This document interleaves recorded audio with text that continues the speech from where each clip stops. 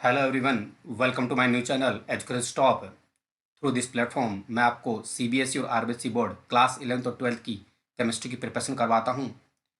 इसके रिगार्डिंग मैंने topic 1 complete करा दिया था और टॉपिक 2 के अंदर मैंने क्रिस्टलाइन और नॉन क्रिस्टलाइन, क्रिस्टलीय और एक्रिस्टलीय ठोसों के बारे में बताया था।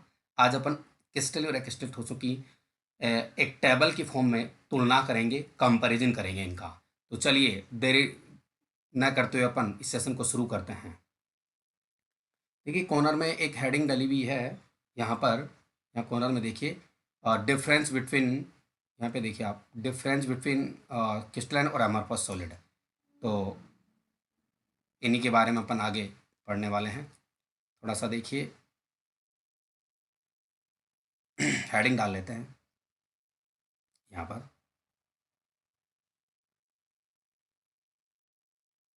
क्रिस्टलीय एवं अक्रिस्टलीय। सबको पता है क्रिस्टल, इनको अमॉर्फस सॉलिड भी बोला जाता है। अमॉर्फस ठोसों में अंतर। देखिए अंतर पढ़ने के लिए अपन एक टेबल बनाएंगे। तो यहाँ पर तो लिख लेते हैं अपन गुण।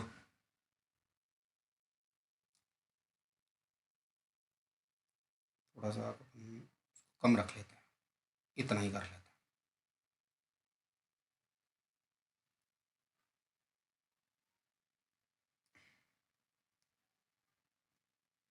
और यहाँ लिख लेते हैं अपन क्रिस्टलीय।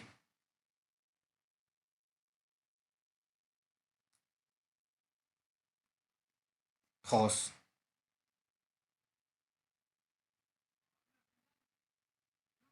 और इधर लिख लेते हैं अपन अक्रिस्टलीय।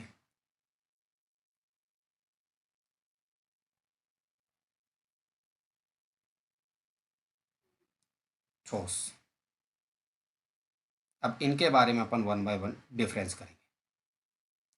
अब पहला डिफरेंस आता है इनका ज्यामिति का। इनकी ज्यामिति कैसी होगी, रेड रेड वाले से लिख लेते हैं। ज्यामिति देखिए, देखो मैं एक छोटी सी चीज़ बताना चाहूँगा, आप एक्सप्लेनेशन देखना क्या है। इनकी ज्यामिति देखिए, जैसे मैं एक NaCl की क्रिस्टल बता रहा हूँ आपको। Na plus Cl negative, Na plus Cl negative. यहाँ पर Cl negative, Na plus Cl negative, Na plus. इधर भी थोड़ा अल्टरनेट फॉर्म में कुछ इसी तरह से अपन लिख लेंगे। एक लाइन और लिख लेते हैं, कुछ इस तरह से आ जाएगा। अब चीज़ को समझना, मैं बात करूँ इस Na प्लस की। Na प्लस से 4 Cl हैं। ये देखो 4 Cl लगे हुए इस Na प्लस से। इस Na प्लस को 4 Cl घेर रहे हैं। और अगर मैं इस Cl की बात करूं तो इस Cl को भी 4 Na घेर रहे हैं। 1, 2, 3 और 4। मेरी बात को समझना, एक Na को 4 Cl चारों तरफ से घेर रहे हैं और एक Cl को 4 Na घेर रहे हैं। इस पूरे क्रिस्टल में ऐसे ऐसे, जैसे इस Cl को देख लो 4 Na घेरेंगे, ऐसे इस Na को देख लो 4 Cl घेरेंगे। देख लो आप अच्छे से। तो कहने का मतलब इस पूरे क्रिस्टल में क्या हुआ, एक Na प्लस को 4 Cl नेगेटिव घेरते हैं और एक Cl नेगेटिव को 4 Na प्लस घेरते हैं। एक हाँ, और एक सोडियम क्लोराइड का एक क्रिस्टल, इसका एक छोटा सा भाग दिखा रहा हूँ मैं आपको। ये जब आप एक बड़े पार्ट में देखेंगे तो भी ऐसा ही होगा। मतलब यहाँ पर व्यवस्था कैसी है, एक नियमित व्यवस्था है। नियमित व्यवस्था का मतलब क्या है, मतलब फिक्स है। एक Na प्लस के 4 और 4 Cl नेगेटिव आएंगे और एक Cl नेगेटिव के 4 और 4 Na प्लस आएंगे। इस पूरे NaCl के क्रिस्टल में ऐसा ही होगा, यानी व्यवस्था कैसी होगी, नियमित। तो इनकी मतलब ज्यामिति कैसी होती है, निश्चित होती है। निश्चित ज्यामिति होती है, फिक्स होगा इनकी। यानी क्रिस्टल ठोसों की ज्यामिति कैसी होगी, निश्चित। निश्चित व अभिलाक्षणिक ज्यामिति। अब इस वर्ड का मतलब क्या है, वो समझे आप। निश्चित व अभिलाक्षणिक ज्यामिति। इसका मतलब क्या है? निश्चित व अभिलाक्षणिक ज्यामिति का मतलब क्या है? अभिलाक्षणिक का मतलब है कि जैसे मान लो आप NaCl का क्रिस्टल लेंगे तो उसकी ज्यामिति अलग होगी, सीजियम क्लोराइड का लेंगे ज्यामिति अलग होगी, कैल्शियम फ्लोराइड का लेंगे ज्यामिति अलग होगी, यानी अलग अलग क्रिस्टलों की ज्यामिति अलग अलग होती है, इसलिए अभिलाक्षणिक वर्ड जोड़ा गया है। ठीक है, तो ये तो बात हुई इनमें। अब इसकी जगह मैं थोड़ा डायग्राम को चेंज कर लेता हूँ, दूसरा डायग्राम बता देता हूँ आपको, वो लिख लेना, क्योंकि वो एक्सले में मैं कुछ ऐसा ही बनाऊंगा। इसकी जगह एक दूसरे तरीके से और अपन एक्सप्लेन कर लेते हैं इस चीज़ को, कोई जल्दबाजी वाला काम नहीं है, अपन को चीज़ समझ में आनी चाहिए। चीज़ें सब कुछ आसान है, बशर्ते कि आप अपना एफर्ट पूरा दे रहे हैं कि नहीं, टाइम टाइम वीडियो को देख रहे हैं कि नहीं। एक बार समझ में नहीं आए तो वीडियो को दोबारा देखें, ईजी में समझ आ जाएगा। देखिए, एक जैसे मान लो मैं ऐसे कुछ कोयले बना रहा हूँ, देखो ये एक अभी कणीय है, ये दूसरा अभी कण है, ये तीसरा,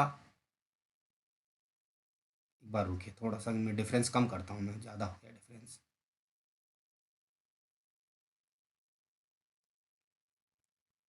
एक ये रहा, एक, इतना, इनके बीच में रेड रेड कॉन्स्टिट्यूएंट पार्टिकल अभिविकर्ण ला रहा हूँ मैं, रेड अभिविकर्ण ला रहा हूँ उनके बीच में। देखिए, रेड के नीचे आप ग्रीन वाले गोले बनाएं, ये इसलिए बता रहा हूँ कि ये क्रिस्टल आप इजी में बना पाएंगे, वरना आप एक साथ ओवरऑल देख करके बना सकते हैं। ग्रीन के नीचे रेड बनाना है, इस तरह से। एक सेकेंड, इसको हटा ही देता हूँ, ग्रीन चाहिए ना।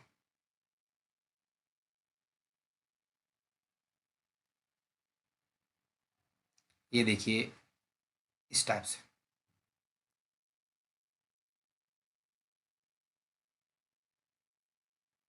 एक और बना लेते हैं, एक लाइन और बना लेते हैं।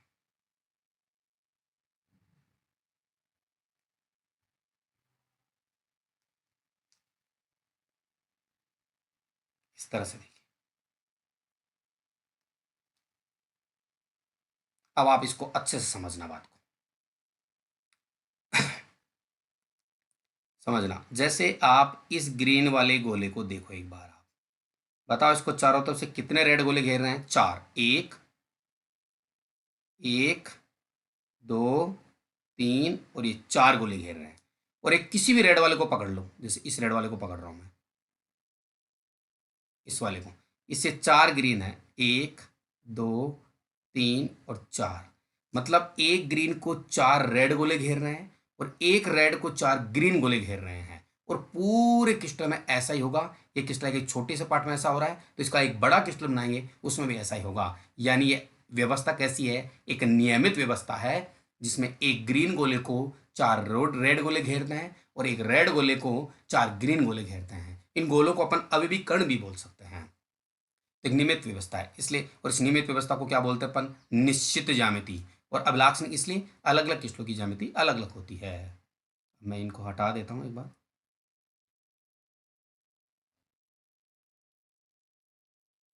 वापस से बना रहा हूँ इनको, आपको समझाने के लिए था ये।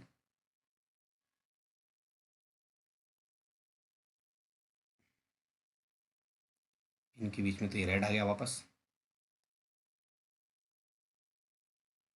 ये ग्रीन आ गया,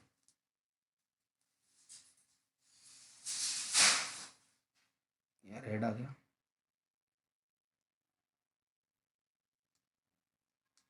green था ना, ये रेड आ गया,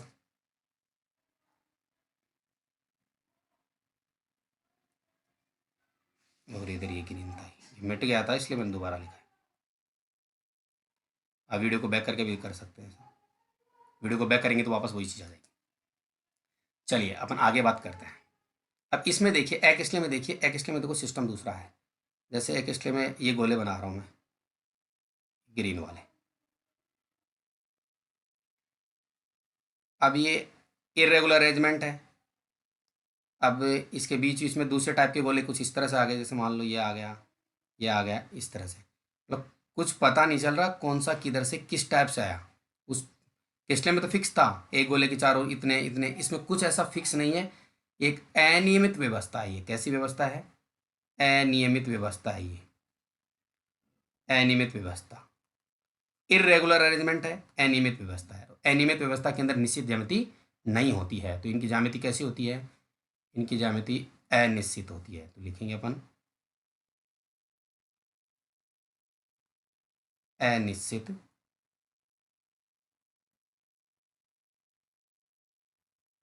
अनिश्चित ज्यामिति। ये पहला कॉन्सेप्ट हो गया, इसको मैं हटा देता हूँ। ये पहला कॉन्सेप्ट हो गया। चलिए आगे बात करते हैं अपन।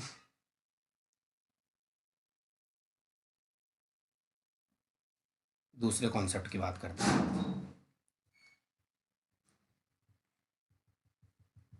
ये पहला पॉइंट पूरा हो गया है।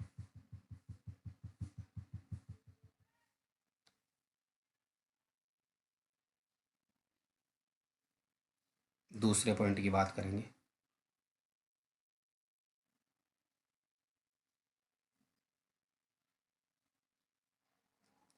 दूसरा पॉइंट आता है इनका गलनांक व क्वथनांक।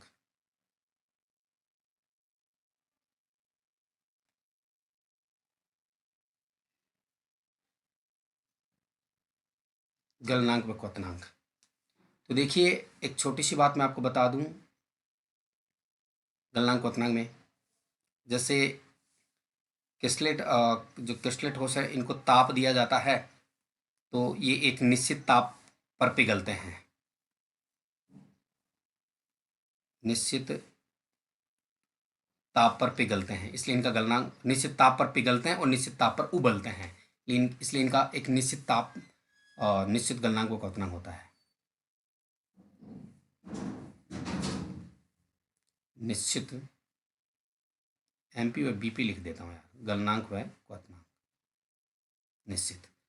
और इनका निश्चित नहीं होता। ये एक ताप की, जैसे मान लो ये एक्सलेट ठोस है, इसको ताप देंगे तो कुछ हिस्सा गैस में बदल जाएगा इनका।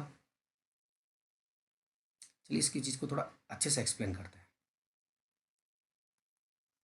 इनमें ऐसा नहीं होता। देखो क्या होता है, थोड़ा सा समझना बात को। दोनों को ही थोड़ा सा मैं वापस से ले रहा हूँ। देखिए पहले इसमें आइए, जैसे मान लो कोई एक्सलेट ठोस 100 डिग्री सेल्सियस पर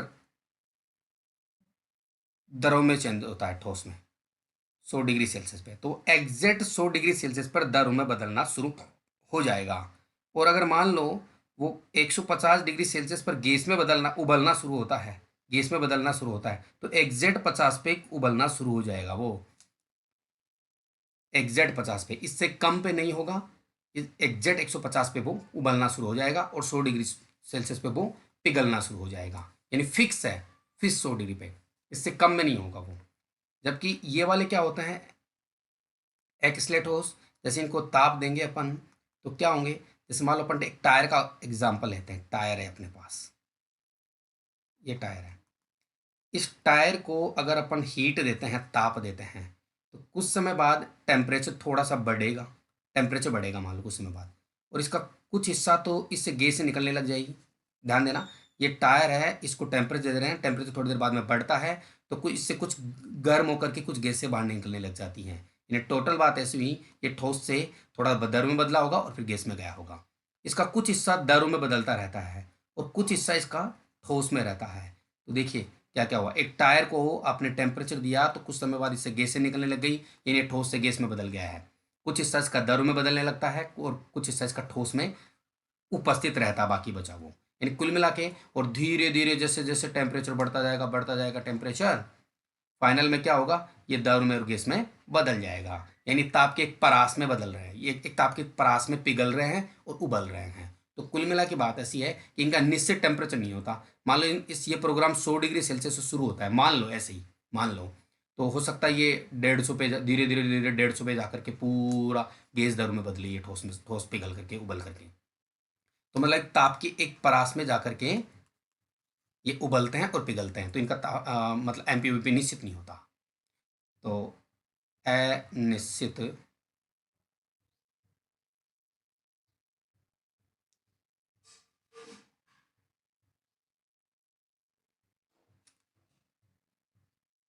MP व BP अनिश्चित होता, फिक्स नहीं होता, तो आपके प्रास में बदलता है। चलिए अपन अगले टॉपिक की बात करते हैं, 3 नंबर की।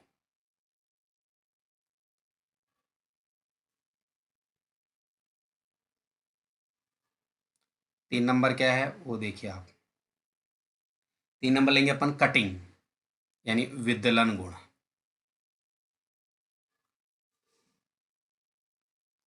इनका विदलन गुण क्या होता है उसको एक बार आप समझेंगे। इसको मैं मिटा देता हूं पहले।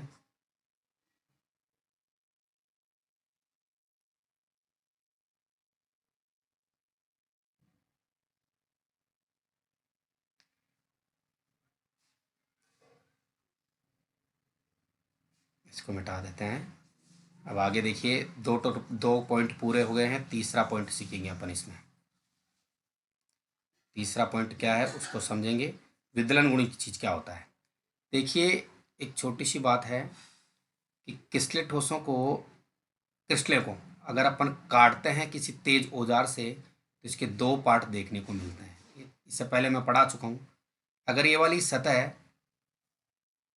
आपको चिकनी व सपाट मिले, कटी हुई सतह, ध्यान देना मेरी बात, क्रिस्टलीय ठोसों को आपने काटा तो कटी हुई सतह अगर चिकनी व सपाट मिले तो बोलते हैं स्पष्ट विदलन मिलता है इनमें। तो क्रिस्टलीय ठोसों में चिकनी व सपाट सतह मिलती है, इसलिए इनमें स्पष्ट विदलन पाया जाता है। और अक्रिस्टलीय ठोसों में क्या होता है, इनको एक काटने पर जो कटी हुई सतह है वो अनियमित मिलती है अपन को, ऐसे अनियमित और खुरदरी, अनियमित व खुरदरी मिलती है। अगर ऐसा मिलता है तो बोलते हैं कि इसमें अस्पष्ट विदलन होता है। कुल मिला के बात ऐसी है, क्रिस्टलीय ठोसों का जो विदलन है वो स्पष्ट होता है और अक्रिस्टलीय ठोसों का विदलन अस्पष्ट होता है। चलिए फोर्थ पॉइंट की बात करते हैं अपन। फोर्थ पॉइंट क्या है,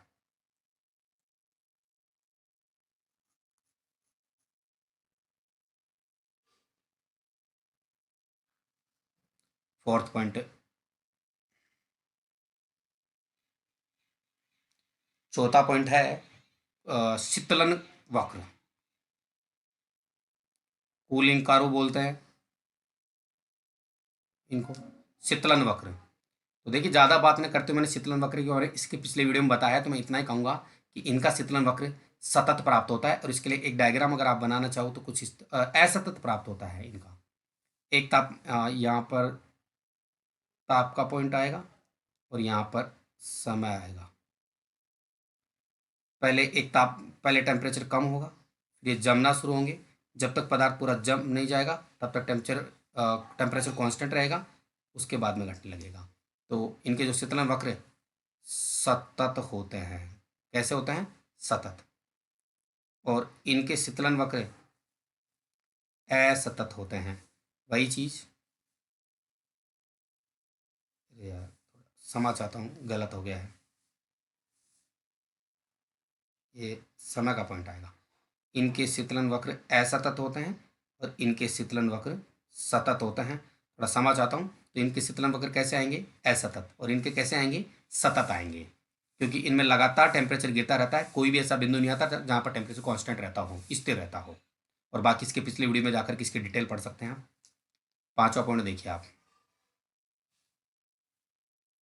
पांचवा पॉइंट आता है प्रकृति। तो देखिए, मैं छोटी सी बात बता दूं, जिनमें अवयवी कणों की नियमित व्यवस्था होती है उनको अपन वास्तविक ठोस कहते हैं। क्रिस्टलीय ठोसों में अवयवी कणों की नियमित व्यवस्था होती है, निश्चित ज्यामिति होती है, इसलिए ये वास्तविक ठोस है। जिनकी ज्यामिति निश्चित होती है जिन ठोसों की, उनको वास्तविक ठोस, और जिनकी ज्यामिति निश्चित नहीं होती उनको आभासी ठोस कहते हैं। आभासी ठोस है ये। और इनका दूसरा, इनको अतिशीतित द्रव भी बोला गया है। अच्छा, इनको अतिशीतित द्रव क्यों कहते हैं, ये तो थोड़ा सा मैंने पिछले वीडियो में बताया था, लेकिन फिर भी बता दूं मैं। इनमें मंद गति से बहने का गुण पाया जाता है, इसलिए इनको अतिशीतित द्रव या सुपर कूल्ड लिक्विड बोला जाता है। ये अपने 5 पॉइंट हो गए हैं। अब अपन आगे के पॉइंट सीखेंगे।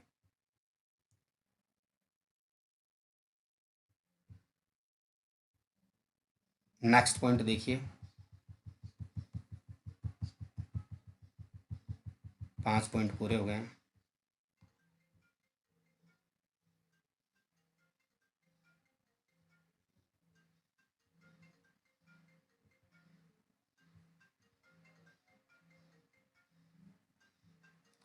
आगे देखिए,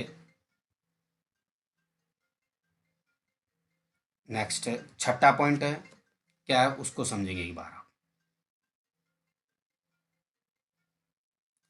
छठा पॉइंट क्या है उसको देखेंगे एक बार। समदेशिकता और विषमदेशिकता।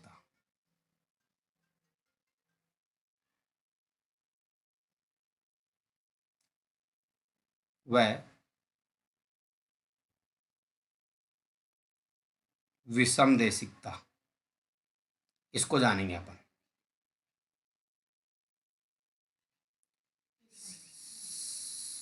समदेशिकता और विषमदेशिकता, देखिए इसके बारे में भी यहाँ पर एक्सप्लेनेशन नहीं सीखेंगे अपन, इसके पिछले वीडियो में आप यहाँ जाके पढ़ सकते हैं समदेशिकता विषमदेशिकता क्या होता है। बस अपन इतना जानेंगे कि जो क्रिस्टलेट ठोस हैं वो विषमदेशिक होते हैं, और जो एक्रिस्टलेट ठोस होते हैं हमारे पास सॉलिड होते हैं अ, वो समदेशिक होते हैं। चलिए अपन अगली बात करते हैं, अगले पॉइंट की, पॉइंट नंबर 7, सममिति देखेंगे इसमें। सममिति देखिए, एक छोटी सी बात बता दूं मैं कि 3 टाइप की सममिति होती है। सममिति अक्ष, 3 टाइप की सममिति, सममिति केंद्र और सममिति तल, ये 3 टाइप की सममिति ठोसों में देखने को मिलती हैं। तो जिनमें ये सममिति पाई जाती है, कहने का मतलब क्रिस्टल ठोस में ये सममिति, इनमें ये सममिति में से ये समितियां देखने को मिलती हैं, एक्रिस्टल ठोस में कोई समिति नहीं होती है। तो अपन ये कहेंगे इनमें सममिति पाई जाती है और इनमें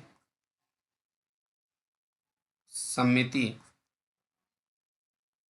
नहीं पाई जाती है। मतलब क्रिस्टल ठोस में समिति पाई जाती है जबकि एक्रिस्टल ठोस में समिति नहीं पाई जाती है। यह वाला पॉइंट है इसका मतलब। इसके बारे में डिटेल नहीं जाना है, अपने लेवल पे ये चीज़ें नहीं है, आगे कॉलेज स्तर पे इनके बारे में अपने को पढ़ने को मिलेगा। अभी यहाँ केवल इतना ही रखेंगे अपन। चलिए आगे का पॉइंट डिस्कस करते हैं अपन। ये 7 पॉइंट कंप्लीट हो गए हैं।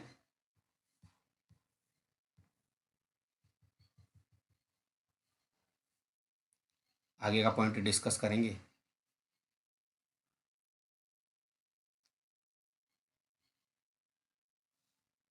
आठ नंबर का आगे का पॉइंट क्या है, अगर वीडियो की स्पीड आपको धीरे लग रही है तो आप 1.5 पे स्पीड लगा करके देख सकते हैं, आपको बढ़िया लगेगा, कोई दिक्कत नहीं अगर आपको धीरे लग रही है तो। 8 नंबर का है अंतराफलक कोण। अंतराफलक कोण, अब अंतराफलक कोण क्या होते हैं इसको समझेंगे एक बार आप। पहले देखिए, जैसे मान लो मैं एक घन बना रहा हूं, ये क्यूब बना रहा हूं, ये आगे चल के देखेंगे कि अपन एक घन को एक एकक कोष्ठक के बराबर मानते हैं, वो अब आगे की वीडियोज में देखने को मिलेगा इसी चैप्टर में। देखिए इसके अंदर 2 फेस है, 2 फलक हैं। एक फलक तो मैं ये वाली मान रहा हूँ जिसको मैं ग्रीन कर रहा हूँ, और एक फलक मैं ये मान रहा हूँ। और आपको पता है एक इस घन की 6 फलक होती हैं। देखिए इन दोनों फलकों के बीच में ये वाला कोण बन रहा है, बस यही है। 2 फलकों के मध्य बनने वाला कोण है, उसी को अपन अंतराफलक कोण कहते हैं। 2 फलकों के मध्य बनने वाले कोण को अपन क्या कहते हैं, अंतराफलक कोण कहते हैं। बस यही है। अब जो क्रिस्टलेट ठोस होते हैं उनमें अंतराफलक कोण पाया जाता है, अक्रिस्टलेट ठोस में अंतराफलक कोण नहीं होता है। तो बताएंगे, एक सेकंड, ये थोड़ा, हाँ सही है।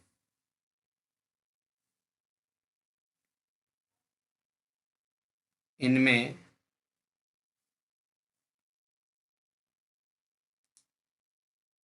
अंतराफलक कोण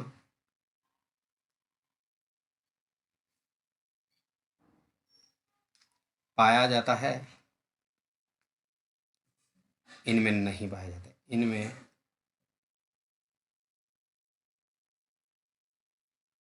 अंतराफलक कोण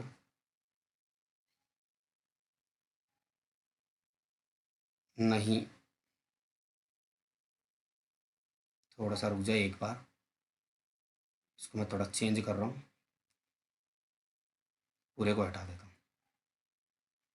इनमें अंतराफलक कोण पाए जाते हैं, इनमें अंतराफलक कोण नहीं पाए जाते हैं,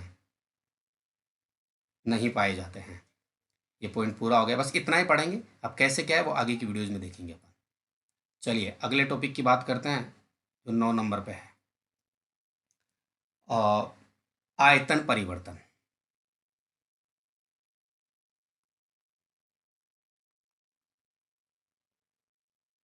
आयतन परिवर्तन, एक बार मैं इसको हटा देता हूँ।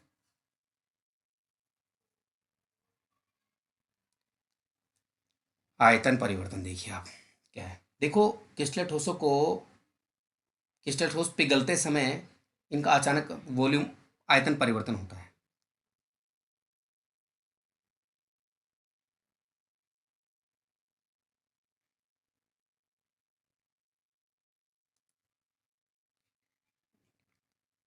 तो थोड़ा सा मैं इस तरह से लिख रहा हूँ, लाइन में थोड़ी दिक्कत हो रही थी। इनके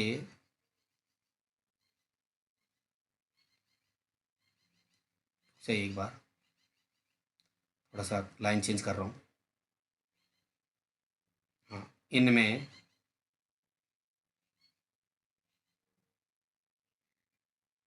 पिघलते समय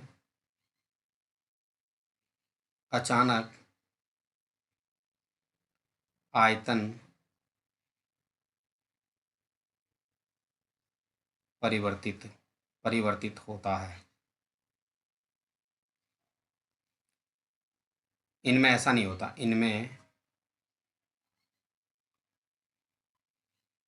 पिघलते समय अचानक आयतन परिवर्तित नहीं होता है। आयतन परिवर्तित नहीं होता है, जबकि इनमें परिवर्तित हो जाता है। अचानक आयतन परिवर्तित हो जाता है। इनमें पिघलते समय अचानक आयतन परिवर्तित हो जाता है। थोड़ा सा चेंज कर लेते हैं, लाइन पसंद नहीं है।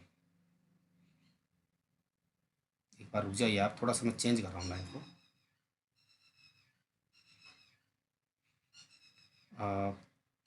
परिवर्तित हो जाता है, कुछ ऐसा लिख लेते हैं।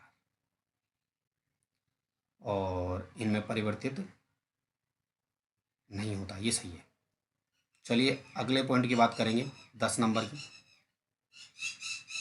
10 नंबर पे पॉइंट है वो है गलन की ऊष्मा।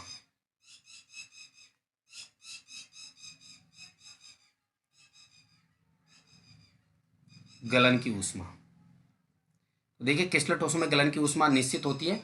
बस इतना ही पढ़ेंगे कि क्या होती है, कैसे होती है, अब यहाँ डिस्कस नहीं करेंगे अपन। इनकी गलन की ऊष्मा निश्चित होती है,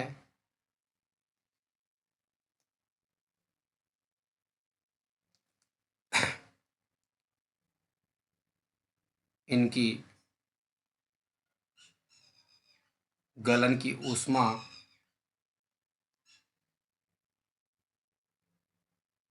निश्चित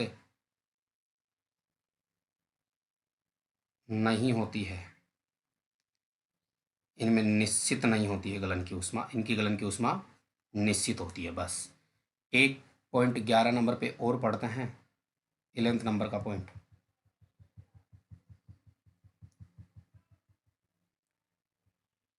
जरा देखेंगे आप एक बार।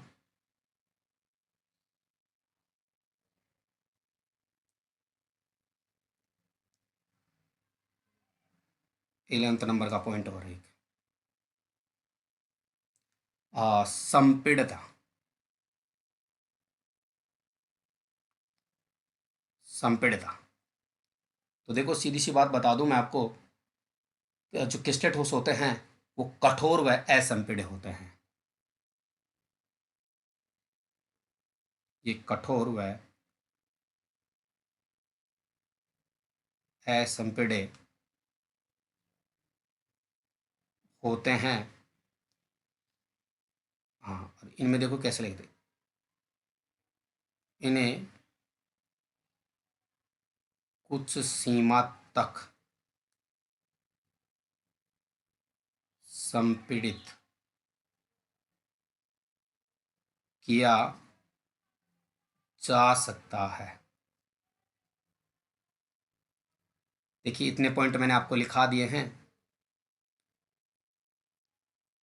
अब फाइनली देखो ये वाला टॉपिक पूरा हो गया है, इसमें अपन इतना ही रखेंगे। थोड़ा सा देखो एक बार, मैं इसको चेंज करने का प्रयास करता हूँ।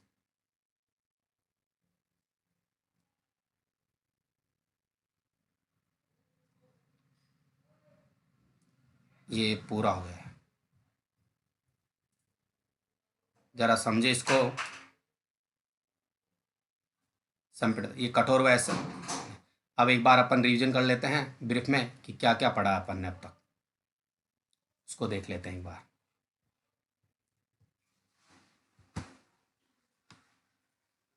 ये 11 पॉइंट थे जो अपन ने डिफरेंस किया इनमें किसले और किसले ठोस के अंदर, वो आपने देखा। इसको वन बाय वन एक बार देख लेते हैं अपन क्या क्या पढ़ा अपन ने। देखिए अपन ने पढ़ा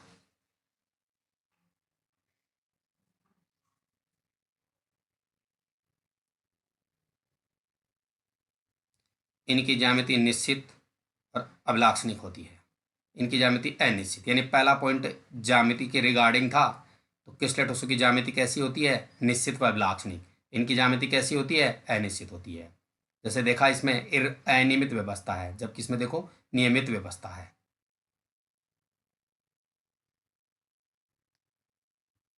अब आगे देखिए एक बार आप, इनका गलनांक देखिए। इनका गलनांक निश्चित होता है, इसका अनिश्चित होता है, क्योंकि एक ताप के परास में पिघलते हैं और एक निश्चित ताप पर पिघलते हैं। इनका गलनांक तीक्ष्ण होता है। विदलन, इनमें स्पष्ट और इनमें अस्पष्ट। इनका शीतलन वक्र असतत, इनका सतत। इनकी प्रकृति वास्तविक, इनकी आभासी। यानी कहने का मतलब एक्स्ट्रेटो को अपन ठोस कह ही नहीं सकते, ये झूठे ठोस होते हैं, स्यूडो सॉलिड होते हैं, ये सुपरकूल्ड लिक्विड होते हैं। छठे पॉइंट में देखो समदेशिकता और विषमदेशिकता की बात हो रही है, तो ये विषमदेशिक होंगे, ये समदेशिक। ये सारे पॉइंट अपन ने पिछले वीडियो में कर लिए हैं। देखिए ये 7 नंबर का पॉइंट है, वो राजस्थान बोर्ड के सिलेबस में नहीं दे रखा है। इनमें समिति पाई जाती है, इनमें समिति नहीं पाई जाती है। समिति के बारे में बता दिया था, समिति केंद्र, समिति तक, समिति तल, 3 प्रकार की समिति होती है जो किसले ठोसों में देखने को मिलती है, एक्सले ठोसों में नहीं होती है। इनमें नहीं होती है, इनमें पाई जाती है।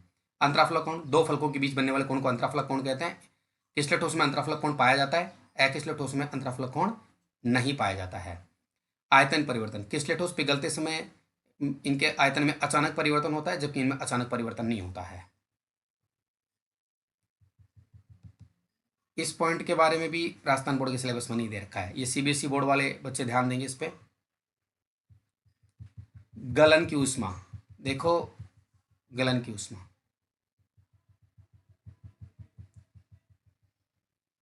जो किसले ठोस उनकी गलन की ऊष्मा कैसी होती है, निश्चित। अकिसले ठोस में गलन की ऊष्मा कैसी होती है, अनिश्चित। संपीड़ितता, ये कठोर व असंपीड़ित होते हैं क्रिस्टलीय, जबकि अकिसले ठोस को कुछ हद तक संपीड़ित किया जा सकता है। ठीक है, इस तरह से। और इनके एग्जाम्पल पहले बता दिए थे आपको, अगर आप चाहो तो इनके एक एक दो दो एग्जाम्पल लिख सकते हो अगर आप चाहो तो। इसके एग्जाम्पल सोडियम क्लोराइड है और क्वार्ट्ज है। ठीक है, और इसके एग्जाम्पल आप लिख सकते हो क्वार्ट्ज कांच, हालांकि एग्जाम्पल मैंने बता दिए थे पहले। क्वार्ट्ज कांच, रबर, प्लास्टिक आदि। इस तरह से। तो इस वीडियो में अपन इतना ही रखेंगे। नेक्स्ट वीडियो भी लेक्चर 2 का ही आएगा, उसमें वो पार्ट 3 आएगा। इसमें इतना ही रखेंगे। Thanks for watching. If you like this video, share more and more and like it also.